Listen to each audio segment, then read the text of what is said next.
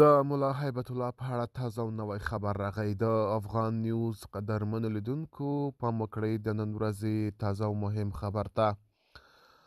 د طالبانو د استخباراتو اړوند المر اسد پښتو په یوه اوږدو مطلب کې د دې ډلې مشر ملا هیبت الله رسمي ژوند ته کتنه کړې ده.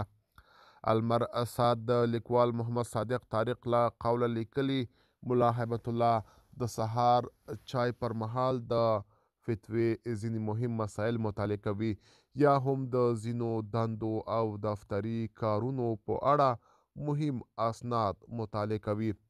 چارې یې دومره ډېرې وي چې د سهار 2-3 بجو ویښ وي. ډېر کله داسې هم کیږي چې د بوختیا له وجې تر سهاره خوب نه کوي، ټوله شپه ویښ وي. همداشان دغې ویبپاڼې ټینګار کړی دی چې ملا هیبت الله د نورو ډیرو رسمي کارونو ترسره کولو په خوا کې هڅه کوي چې له ځینو موضوعاتو هم ځان خبر کړي.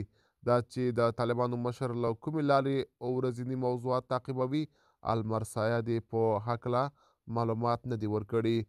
اوس پوښتنه پیدا کیږي چې که ملا هیبت الله د دولتي کارونو لپاره دومره بوخت وي، نو کابل کې فعاله وزارتونه کوم کارونه مخته وړي او کاري اهداف یې څه دي؟ که تاسو یې هم په اړه کوم نظر لرئ په کومنټ کې راسره شریک کړئ. تر بیا ښه وخت، ښې چارې.